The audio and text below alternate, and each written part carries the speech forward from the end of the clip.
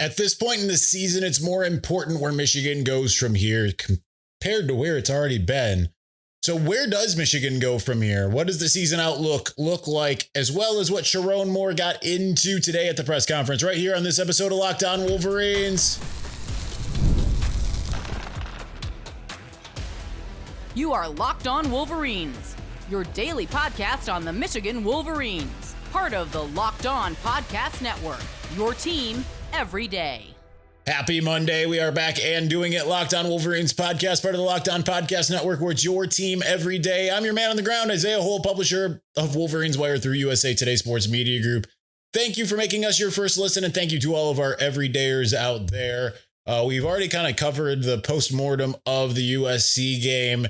So today we're gonna still talk a little bit about that, just kind of interspersed throughout. But we're mostly going to talk about where Michigan goes from here. We'll mix in a little bit about what Sherrone Moore had to say this week, and because we talked to him obviously this morning, and kind of just take it from there. That is the plan for today. So first off, for those, because I did see some of the comments on the Sunday show, because we did post a Sunday show. If you didn't see that, check that out. But people, I say people, it was one person, but I mean, at the time that I checked, the show was still premiering. Were mad that I wasn't going harder on Michigan.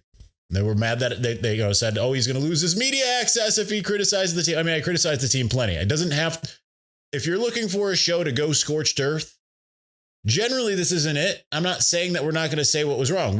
I told you what was wrong against USC. And I said it pretty, what's the word? I was pretty adamant about what went wrong against USC.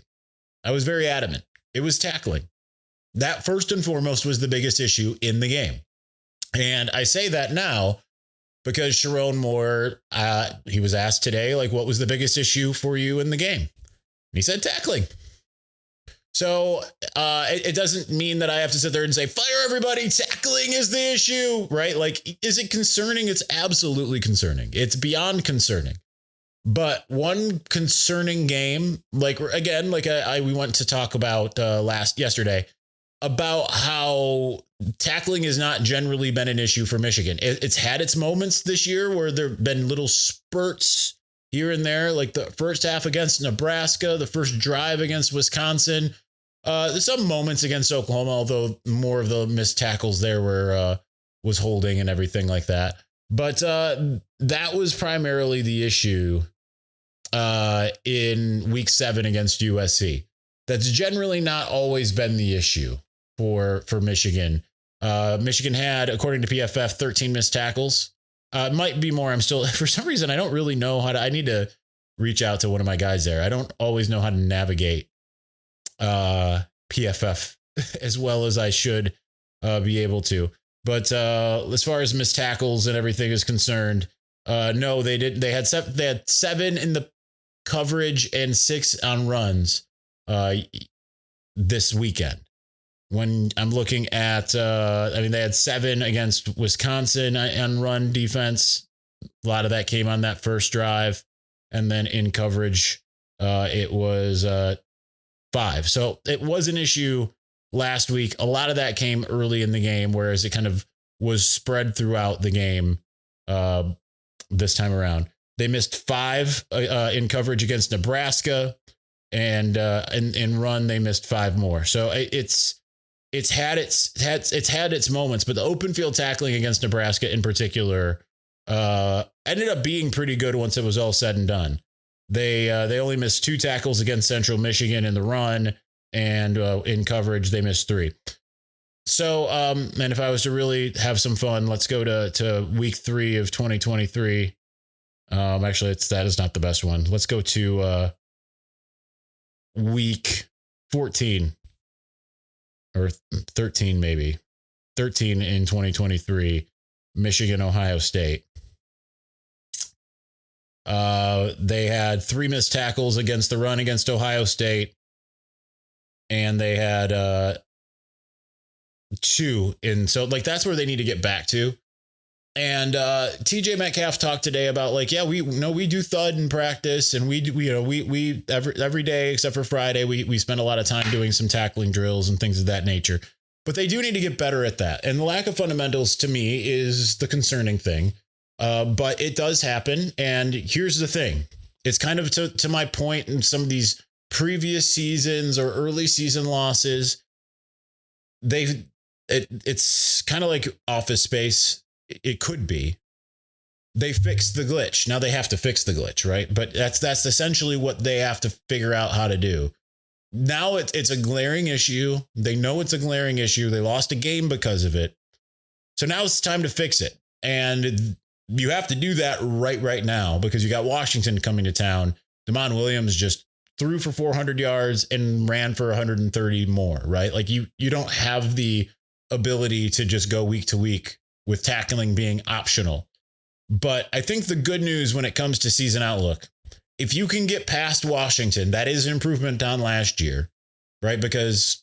Not because they lost to Washington, but last year they had this scenario where they were 4-1 going into the Washington game. They lost that. And then they go on the road after a bye week and go to Illinois and lose that. And before you know it, they're 4-3.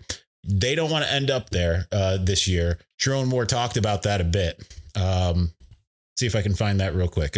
Again, this is kind of an audible. Planning on trying to figure out where this is. I don't know if I'm going to find it quickly. But that's where if you can get past Washington, which is going to be a challenge. I don't think that they've got the athletes on. I do think they have the athletes on the perimeter. I don't think they've got the trenches. We learned that USC unfortunately did against Michigan.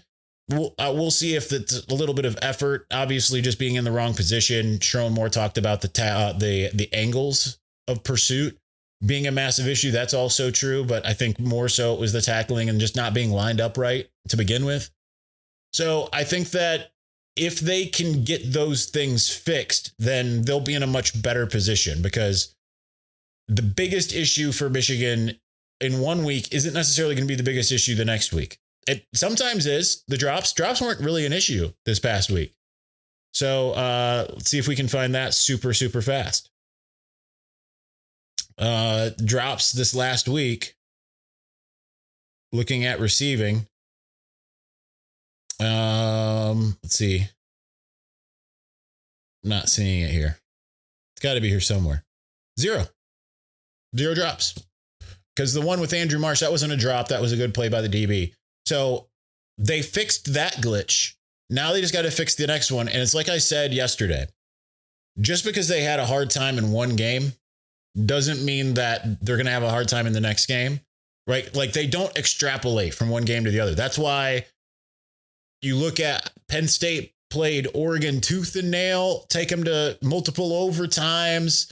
Everyone's saying like, okay, yeah, they lost to Oregon, but Oregon might be number one and Penn State might just be number 2 or number 3 in the country. That's how good they are to lose to the two teams that are considered to be the absolute bottom feeders of the Big Ten. UCLA is significantly improved with Tim Skipper at the helm, but nonetheless. So you can't look at it that way, right? Like people would look at Illinois last year, Washington last year and say, yeah, there's, we'll take what's coming in week 14 against Ohio State. And that didn't come. So understand that each game is its own little microcosm. You don't have to win a game now. You take steps to win the game now, but that doesn't mean that you're going to do it right this second, right? Like you just have to be able to withstand everything that Ohio State's going to throw at you in that game. Right. It's not about what happens right now. And I understand that that's where everyone is that you want to see not only wins to get to the college football playoff. Right. That's possible. If they beat Washington, they should go. And actually, I'm getting ahead of myself. Let's move on and let's get into the rest of the outlook of the season here in just a moment. But before we do, this episode is brought to you by Mazda's Moving the Game Forward. For those who believe it's not just about playing the game, it's about redefining it. There are moments that do more than put points on the board. They move crowds, move culture, and keep moving the game forward. We did this yesterday. This week's moment, because I'm going to change, I'm going to add another one. This week's movement that moved the game forward is getting on the plane to go home. Getting on the plane to go home was the most important thing Michigan could have done this last week, because it was a debacle. They had a moment to be able to sit on the plane, look at some film, get back to the facility, look at some film, figure out what went wrong, figure out how they can fix it. Because it might not have worked for this last week, but now you got to figure out how you're going to move forward. So when you follow what moves you, the unexpected is only the beginning. And just like there's more to every highlight, there's more to a Mazda vehicle. Mazda, move, and be moved.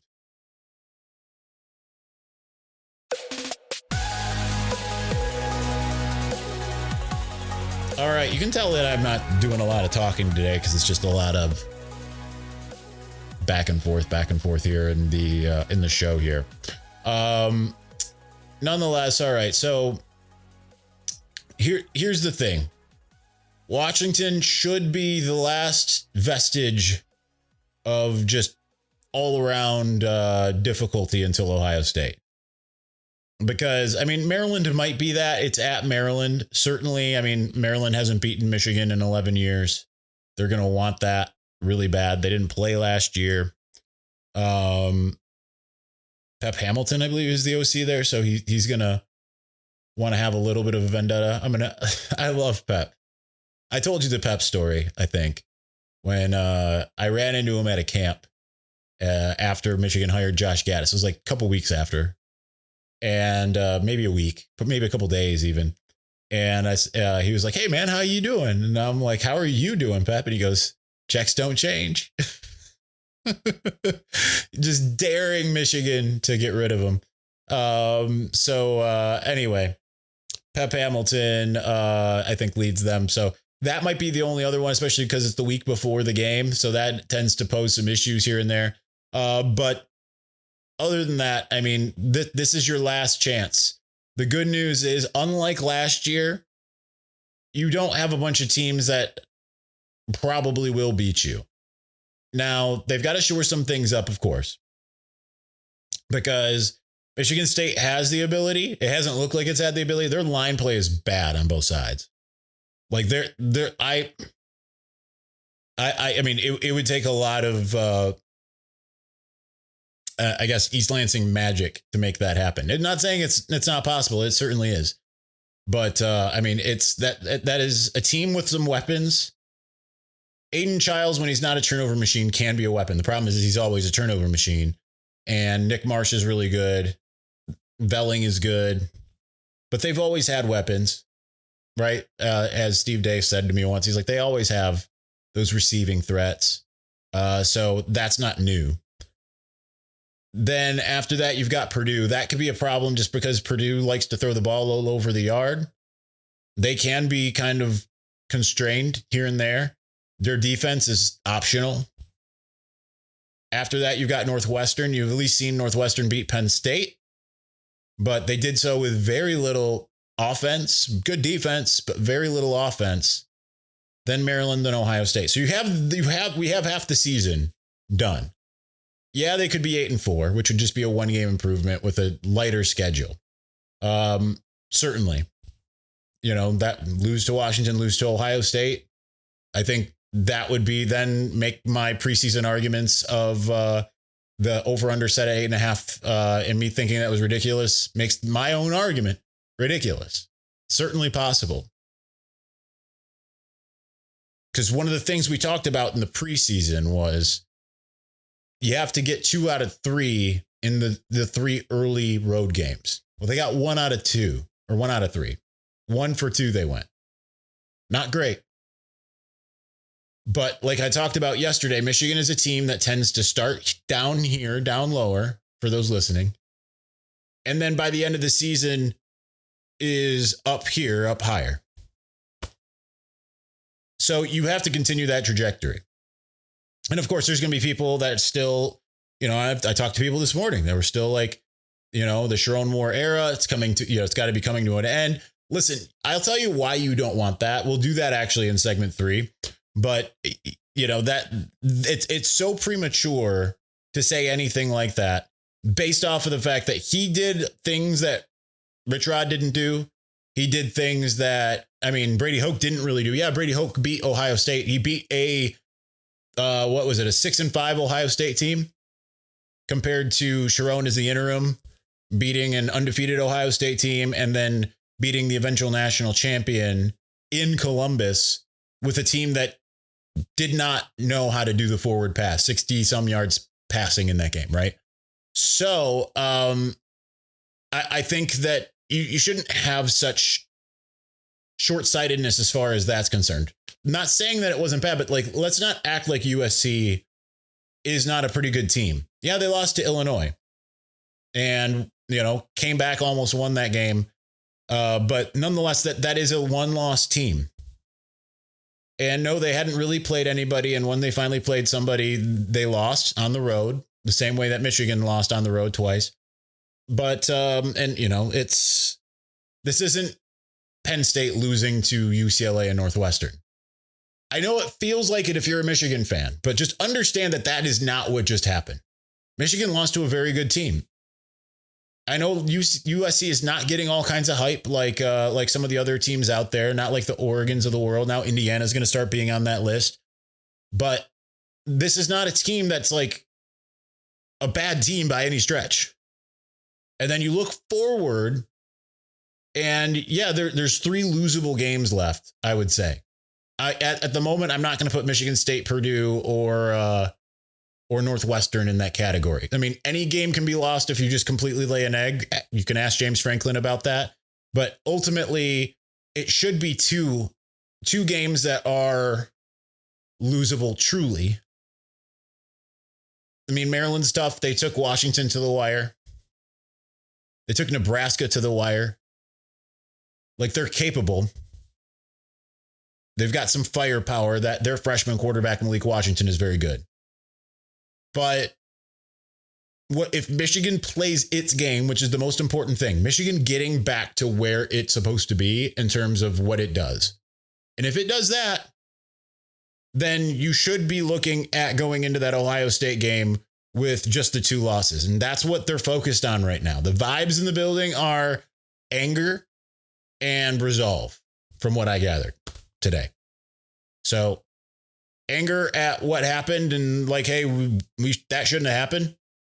We should have, and it's on us.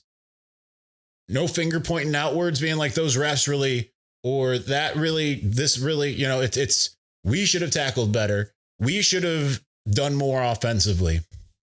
We shouldn't have gone 3 and out in the first drive. And first thing that Bryce did when he got back home was go to the facilities and just pull up the film. That's got to tell you something. TJ Metcalf talked about that today too. Just the resolve. We know we have to.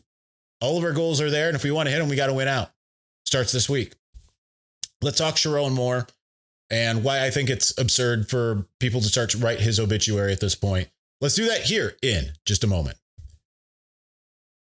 But before we do, the NFL season is here, and FanDuel has an offer you don't want to miss. Right now, new customers can bet just $5 to get $300 in bonus bets if you win. That's right. Pick a bet and put down $5. And if it hits, you'll unlock $300 in bonus bets to use across the app. I love how FanDuel gives me so many ways to play. I've built parlays, tried player props, and even followed the live lines during games. Makes watching football even more exciting. We got a little something riding on the action. Whether you're a casual fan or love diving into the stats, FanDuel makes the game day experience so much better. So what are you waiting for? Visit FanDuel.com to download the FanDuel app today and get started.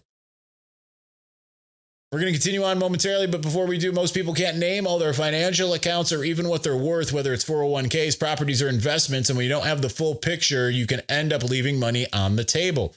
That's why there's Monarch Money. It's an all-in-one personal finance tool that brings your entire financial life together in one clean, easy-to-use interface on your laptop or on your phone.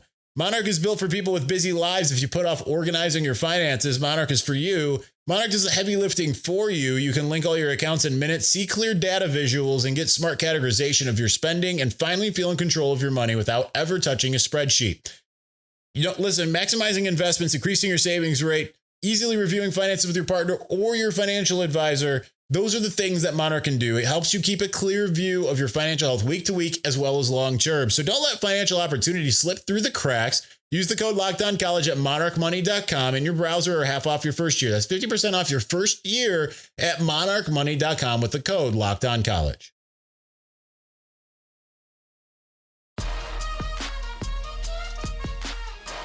All right, yeah, I was talking to, just to kind of get back to what we were saying here, I was talking to some people and they were still very much like, yeah, Sherrone's not going to last long. He's going to get the James Franklin treatment, that type of stuff, yada, yada, yada.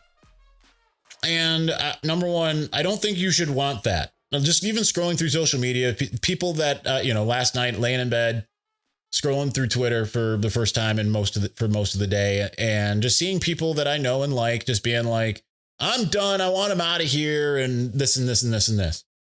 Number one, if you lose Sherrone, probably lose Bryce Underwood. Is that what you want? I mean, yeah, I know it's Larry Ellison and his money, but like that, I would venture that opens the door. And you don't want that door open. I'm telling you what. You don't know how many players you lose if that happens, how many recruits you lose. You look at what's happening with Penn State right now, losing recruits left and right. I understand they're going to bring in a new head coach, but once that door opens, it's hard to close it again for your own team. It's very difficult. Number two, I understand that there's been some issues. This was not a situation. I know people look at Curt Cignetti and say, like, Curt Cignetti has had way more experience than Sherrone at leading programs, number one. And you can sit there and say, well, Michigan should have. Okay, that's fine. But that's not the world we're living in at this point. The should have, looking back retrospectively, hindsight, last year. Sherrone had done enough to earn the job as it was, but he was not left in a very good position in terms of what he was left. Like, yeah, he had some really good players. Obviously, 3 first-round draft picks, should have been 4. Then and Josiah Stewart, most of those on defense, but no quarterback, right? Like that's a problem. Jim Harbaugh and his recruiting and his willingness to dig into the transfer portal for elite guys was not as high as it should have been. It's on him. And I'm telling you that with some inside info that I can't share more than that. It's not my news to share. But, things could have been a lot better at the quarterback position last year. And there were people that certainly wanted to come to Ann Arbor and were told, thank you, but no thank you. We got ourselves a Davis Warren and an Alex Orji. Okay, so there's that.